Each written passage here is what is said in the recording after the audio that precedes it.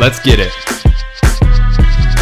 What's going on, everybody? Welcome to the SchuZ Show. Hopefully you guys are having a phenomenal start to your guys' week. I've had a great Monday as well and had a great weekend. Obviously, I've not been live since Wednesday, and so hopefully if you guys are Americans tuning in, you guys had a fantastic Thanksgiving weekend and enjoyed the fights and everything that went down this past weekend. All right, I'm going to make sure we got audio. All right, we're good to go. With that being said, though, we've got a lot to get on today's show because I've not seen you guys since Wednesday. And so we've got fight cards to get down from this past weekend, as well as so much boxing news to get into. So today will be a little bit of a lengthy show on tonight's show, but the typical outline has not changed. If you guys have any topics, comments, or questions you guys want me to address on tonight's show, leave it in the chat, and I'll make sure to talk about those as we go through the duration of the show. Your comment will come up on the screen so we can talk about it at that point in time as well. With that being said, if you guys are also tuning in on YouTube, make sure to smash that like button. I always appreciate that, and that helps out tremendously with the show. Let's get right to it, though. I'm going to kick it off with the matchroom card that went down in the UK with Ben Whittaker facing Benjamin Gavazi in the first round KO. All right. This fight went exactly as I planned. This was never going to be a competitive fight, and I want to make this very clear. What we witnessed on Saturday is exactly why Ben Whittaker should have signed with Matchroom, and it became quite obvious when we witnessed on Saturday. Why do I say that? Because of this. This was not a fight that anybody was talking about as being a high-level, masterful opponent for Ben Whittaker. No, this was a tune-up fight for Ben Whittaker to get ready and promote himself and grow as a star in boxing. And guess what? He did exactly that. He didn't mess around. First round KO. He took care of business. And so for all these people coming out saying, oh, look at the resume of Gavazi. Look at this man. He was not a good opponent. Guess what? This is boxing. Lots of boxers do this. Ben Whittaker is still a rising prospect in the sport of boxing. I have no problem with what happened. He handled business inside that ring exactly as he should have. And here's what we saw that was special. That KO went viral. And this is why I continue to say this. I don't care about who the opponent was. I don't care about how great he was or lack thereof talent. What I care about is Ben Whittaker able to take care of business with the guy that he has to handle inside that ring? The answer is yes. And on top of that, he has the personality and the ability to trend on social media in a way that very few other boxers and athletes have the capability of doing. And we saw that once again on Saturday. And that's why I can confidently say this. Ben Whittaker is a superstar in boxing in the making. It is only a matter of time until he is a household name in boxing. And whether you like it or not, it is just a fact. Ben Whittaker is going to be fighting in the USA in the very near future. That is already what Eddie Hearn revealed. And I think he is going to be a massive fan favorite in the USA. And there's very few boxers that can make a stardom appearance both across the pond in the UK as well as here in America. Ben Whittaker is one of those few guys. And this is why I can confidently say this. Ben Whittaker is going to be a boxing superstar. With him partnered up with Eddie Hearn and Matchroom, this is an incredible partnership that we're going to see flourish for many, many years to come. Because I truly do believe this, and it was more and more backed up on Saturday based upon those results, that Ben Whittaker is truly a superstar in the making.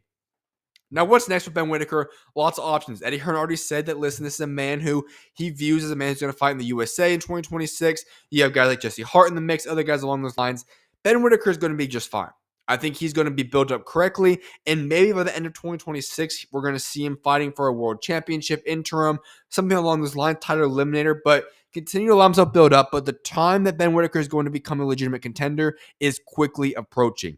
Other results that went down on that card, Tom Colling defeated Aaron Bowen via split decision, 93-96, 95-94, 95-94, and then lightweight fight, Cameron Vuong in the rematch, him and Gavin Gwine declared majority draw, 97-93, 95-95, 95-95. Solid card. Was never supposed to be a masterful, very entertaining card, but the job was done. I want to stick in the UK, though, because we had the debut of the new boxer deal, and we saw this fight go down. A British heavyweight title was on the line. Jeamie TKV fought Frazer Clarke, and guess what? He won that fight by split decision, 115-113, 115-112, 112-115. I was wrong. I thought Frazer Clarke was going to be a man who would come out there and make his mark and become the British heavyweight champion. That's not what happened. And I was honestly baffled a little bit by that because I like Jeamie TKV. He is a solid, younger heavyweight. We saw some good things from him, but I thought Frazer Clarke was just a more experienced, more talented fighter. That's not what we saw happen in that ring on Saturday night. And here we are. Jeamie TKV is now your British heavyweight champion. And I'll be honest, for Frazer Clarke, I don't know where this man goes. He's 34 years old now, We're heading to 2026, in which the year he will be turning 35 years old, and I don't know where he goes from here. We know he's not an elite fighter. We know even on the domestic scene now is quite questionable. I just don't know where Frazer Clarke goes from this point going forward. Lots of question marks there. For Jeamie TKV, though, we have a lot more clarity. There is rumors now of a possible fight against Dave Allen in 2026. Eddie Hearn said this. He has said that he would like to make Dave Allen and Jeamie TKV for the British heavyweight title at Sheffield Arena in April or May. Remember, Dave Allen does return on February 21st at Nottingham on the Lee Wood-Josh Warrington 2 undercard first. So if he goes out and wins that fight, Dave Allen and Jeamie TKV for the British title would make a lot of sense right there. I think that would sell great. Now, what I'm going to say about Jeamie TKV is this. I'm inclined to see what he looks like against Dave Allen because the British heavyweight scene is questionable, to say the least. I'm not confident in it. It certainly is nowhere near the days of the Tyson Fury and AJ, Fabio Wardley, Chisora, Dillian White, those days are long past. But he fought David Atwell, didn't look the best. Obviously, the very controversial ending to that fight, but that's that. Frazer Clarke, obviously, it was just not a good fight. They both burned out. It was kind of a hugging fest for a lot of it. I'm waiting to see if Jeamie TKV can make that statement as that guy in the British boxing heavyweight scene, and Dave Allen will be the guy. Dave Allen's not a world level fighter, but he's certainly a solid British domestic fighter, and so this will be a chance to see really where Jeamie TKV stands. I'm looking forward to that fight happening. On the undercard, though, of the boxer card, Francisca Hennessy defeated Fabrina Baikui via unanimous decision, and then Jack Macy, he made his return and defeated Ivan Gabriel Garcia via TKO in round 4. He's a cruiserweight man. He's angling himself for Chris Bell-Smith fight. I would love to see that fight go down in 2026. Other notable results from this past weekend include this. Justin Poldo, he showed incredible heart. He went out and got knocked down early in the fight in round 2, battled through adversity, took on the fight, and by round 7, he won the fight by the corner stopping his opponent. Justin Poldo, remember, he is a man who is ranked in the top 15 lightweight. Keep an eye on him. WBC number 1 light flyweight Eric Badillo, he defeated former world champion Elwin Soto via 98, 92, 99, 91 on 2 scorecards on a 10-round fight. Manny Pacquiao Jr., he made his debut against Brendan Lally, and it was scored a majority draw. Can I be very honest with you guys right now? I'm not sure if you guys watched the fight or not. Manny Pacquiao Jr. did not win that fight. In fact, it was actually a loss for him. They gave him a nice little draw to look good on paper. No, that was not a win. And if you're Manny Pacquiao Jr., listen, man, I appreciate him stepping in the ring. Great heart. For your debut to look like that was not a good start. Just going to keep it there. Not sure where it goes from here, but that was not the debut you really want to make if you're really going to take this sport seriously. So that's what I'm going to say. There was supposed to be another big fight that was going to feature Elijah Pierce and Lorenzo Parra. It was canceled. Now, I don't know what happened. I was trying to find details on that. We don't seem to have clarity on why Elijah Pierce and Parra did not fight in this fight, but no. That fight has been canceled. I don't know if it's going to be rescheduled, but Elijah Pierce did not fight there. I'm not sure what's going on right there. I like Elijah Pierce a lot. Would have loved to see him in this fight. Not sure what the plans are, but that fight did not happen this weekend. So those are your boxing results from this weekend.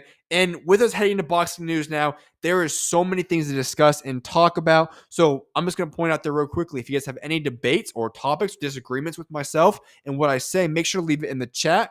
And I'll be addressing those comments as we go throughout the duration of the show. Let's go to this. I just kind of talked about it already, but yes, Dave Allen will be returning on the Leigh Wood and Josh Warrington 2 fight card, as well as Ishmael Davis, who will be also returning on that fight card as well. Here's interesting news, though. Talking Bam Rodriguez, talked about him a lot last week, but Bam Rodriguez reportedly could move to bantamweight now. Here's what Eddie Hearn said. He said that if Bam Rodriguez cannot get the Garcia-Taraji IBF winner next for Undisputed, he could move up to bantamweight. Andrew Maloney, the IBF mandatory, has recently stated that he will not step aside. Eddie Hearn added on to saying what he said here with this. The most important thing for me, subject to what Robert Garcia and Bam want to do, I would love to bring him back to San Antonio in early summer and bring him that homecoming. Bam could fight Medina if Undisputed isn't next. All right, here's the facts. I can't fault Andrew Maloney for not wanting to take the step aside money and let Bam Rodriguez go for Undisputed. I can't. This is boxing. You want legacy. You want world championships. Not going to fault him. But for Bam Rodriguez, this is a tough predicament. We all know that Bam Rodriguez potentially fighting Kenshiro Taraji, if Taraji does in fact win in that fight against Garcia in the end of this month, would be a mega fight to make in boxing. We all would want to see it. And let's be honest, we want to see this far more than the Maloney fight. However, if he won't step aside, you cannot sit around and wait around if you're Bam Rodriguez. You are young, you have time, but if you're Bam Rodriguez, you want to keep being active and making big moves. And so potentially going out there and moving up to 118 and just getting on with your 118 world championships is something I see him play for Bam Rodriguez. Let's just be honest right now. When you look at Bam Rodriguez, this is a man who I don't see losing to anybody until he possibly steps foot in the ring with a man like a Junto Nakatani, maybe even Inoue if you want to throw it out there. I think he beats everybody at 112 that could move up. He beats everybody at 115. You jump up to 118, he's going to do the very same thing. And against everybody at 122, outside of maybe Junto and Inoue, I think Bam Rodriguez comfortably beats them. So you're in an interesting predicament. If Maloney will not step aside for Bam Rodriguez to allow him to go undisputed, you have to just move on. It is what it is if you're Bam Rodriguez. I want to see him go for undisputed, and he would do so. But if that's not on the table, go to 118. And let's be honest, 118 for Bam Rodriguez is another weight class where I see Bam becoming undisputed in. No ifs, ands, and buts about that.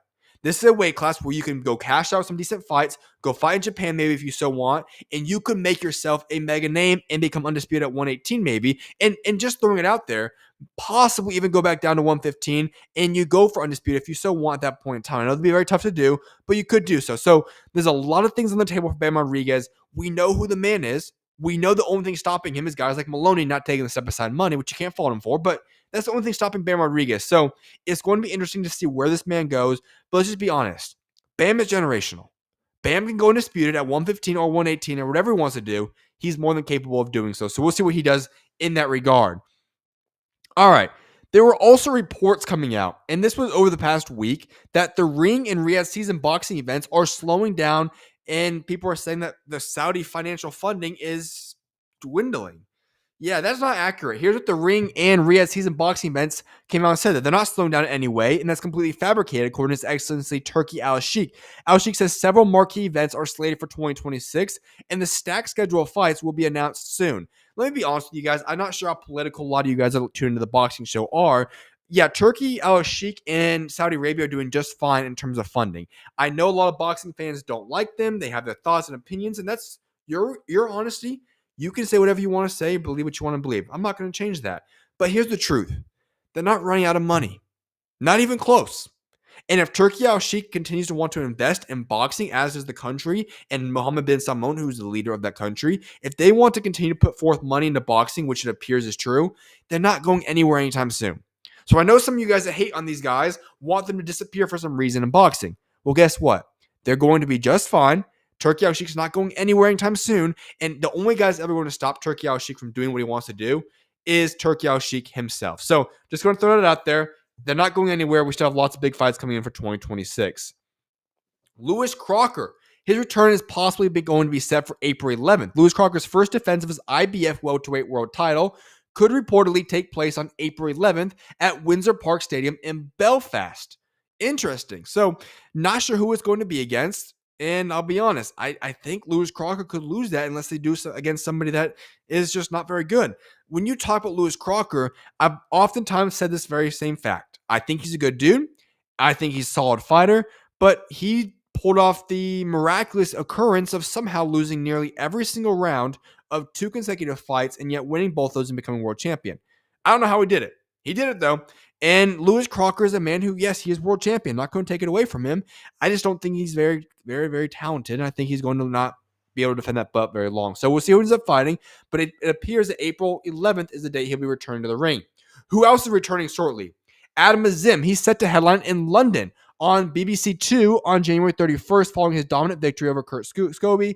Ben Shalom has reported to the ring. Good.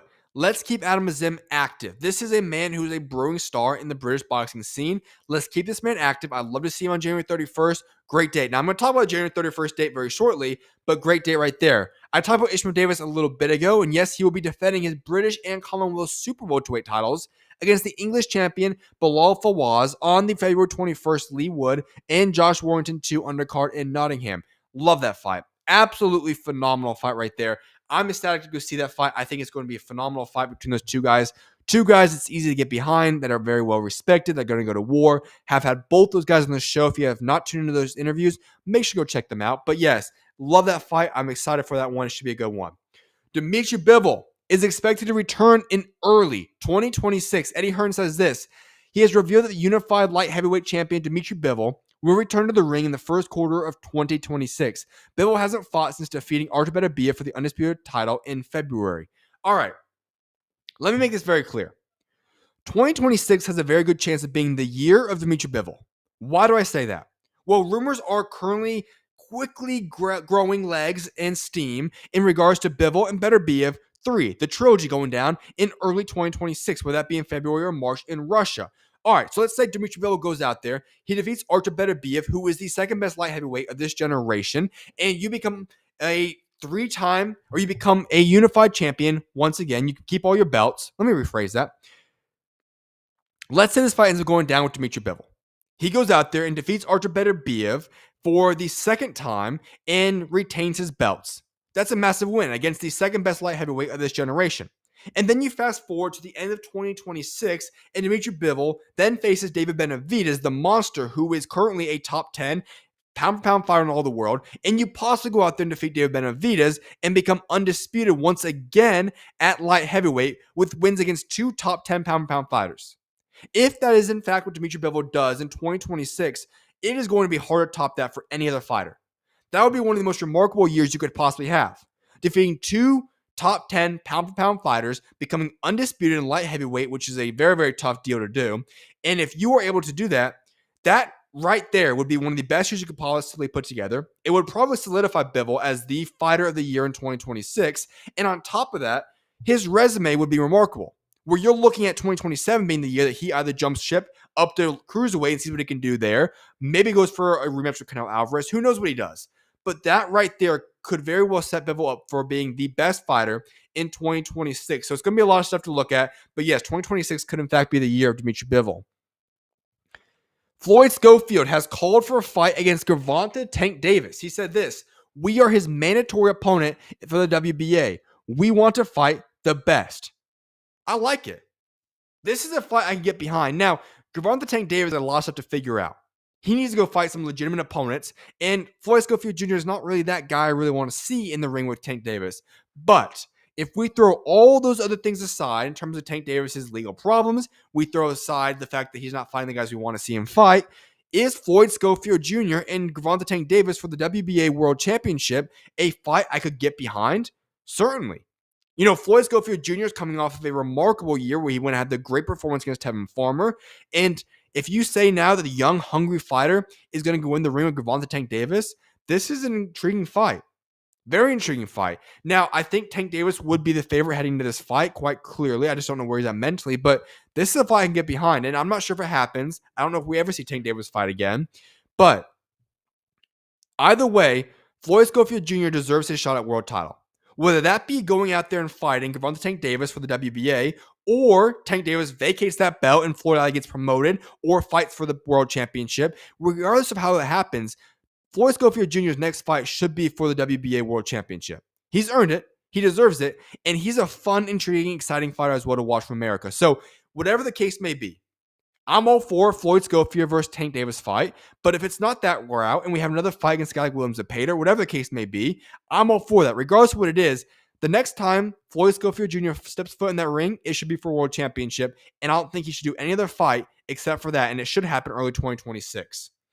Keyshawn Davis, we've talked about him a little bit recently, but I want to throw this out there. This right here is a fight that intrigues me. When we talk about Keyshawn Davis, he was a rising, budding superstar in America as of 6-7 months ago. He threw that all down the drain for a little bit, but I wouldn't say permanently. It was more so he put it on hold. And if he can get his mentals checked out right, and he get himself back in the ring, focused and locked in, don't get it twisted. Keyshawn Davis is still a problem. And the idea possibly of Keyshawn Davis doing his job at 140 for a little bit, and the odds are quite high that he jumps to 147 in the future. Keyshawn Davis, Devin Haney is a fight to keep your eye on. It is multiple years out, and we also have to look at the fact of saying, okay, is Keyshawn Davis going to get right mentally? If he does, in fact, get right mentally, nobody's going to deny how talented that man is. He is a possible superstar in the making. That's what we all were saying prior to the June 7th fiasco and what all went down in Norfolk, Virginia. If all things get checked out, Keyshawn Davis, Devin Haney could be one of the biggest fights you make in America. Now, as I said, this could be some years out from ever going down, but I just want us to keep an eye on it because Keyshawn Davis, Devin Haney would be a very interesting stylistic fight. It would make a lot of sense. It'd be a massive fight in America, especially if Keyshawn Davis rebuilds himself and gets himself ready for 147. But I want to keep our eyes on this because 2026 will be the year that Keyshawn Davis gets back in the ring and will start building himself back up. Come 2027, I don't want to throw out the possibility that Devin Haney and Keyshawn Davis fight each other. That would be a massive fight to make if Keyshawn Davis rebuilds himself. And I think we need to keep our eyes on that one right there. Other interesting news is this. Jamal Charlo says the date for the Caleb Plant fight is looking like January 31st. Well, let's put the pieces together. And shout out Danny Boxing. This is from him as an account. This is hypothetically what the PBC January 31st card could look like. Rolly Romero versus Manny Pacquiao main event for the World Championship. Then Keith Thurman and Sebastian Fundora for World Championship. The ultimate grudge match we've all been waiting for, Charlo, Caleb Plant. And then Gary Antoine Russell, Andy Hiriaka, the fight that should have been on the Jake Paul Tank Davis undercard, gets moved here. That's the PBC card they're putting together. And let me just say this. Masterful matchmaking if this fight is confirmed right here. Also, though, we have other news about January 31st. And here's what's interesting. Ring 5, Teofimo Lopez, Shakur Stevenson on January 31st is expected to take place at Madison Square Garden in New York. It will be a match and boxing promotion live on DAZN pay-per-view and DAZN Ultimate. All right. Also, Bakum Murtazavayev fighting Josh Kelly, Xander Zayas headlines a card against Abbas Barrow, and Adam Zim also headlining card as well. All right. Here's what I want to say. Boxing promoters need to start working together a little bit better. The fact that we could possibly have a PBC card featuring Rolly Romero, Manny Pacquiao, Sebastian Fundora, Keith Thurman, Charlo and Caleb Plant, Hiriaka, and Gary Antoine Russell, on top of a stacked green card headlined by Shakur and Teofimo Lopez, Adam Zim headlining a fight, Xander Zayas and Abbas Barrow going for a unification fight, and Bakum Murtazavayev and Josh Kelly, all which are being on separate cards, all happening on the exact same date, January 31st, is not the best idea for boxing fans. Why? Because for a lot of these fights, they're going to be intertwined with each other, and they're not going to allow fans to fully watch one fight at a time. And here's the other problem. We've gone through so many situations where we have these massive days with all these different fight cards, and then we're going to go 3, 4, 5 weeks with pretty much nothing going on in boxing. So my tip to promoters is this. I'm not going to complain about these cards. Each and every single fight I just listed is one I want to watch, and I'm excited for. And I'm not going to blame these promoters for putting these cards together because they did a one heck of a job. My problem is this. Can we space it out a little bit? We don't always need to compete with each other on the same day. We don't need all these cards happening on January 31st. How about we postpone some of these into mid-February, or the weekend before, the weekend after, whatever the case may be. What we need to do is stop making so many fights on one day.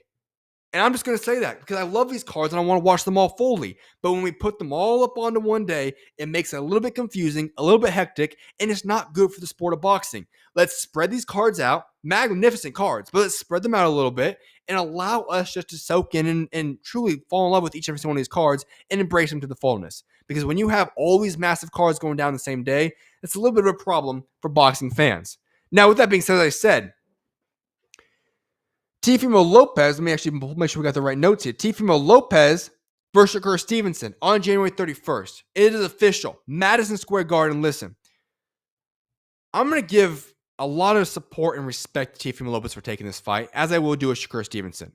Both these two guys are taking on massive, massive fights against the best of the best. This is what boxing fans have always asked for. But what I'm going to be honest about is this.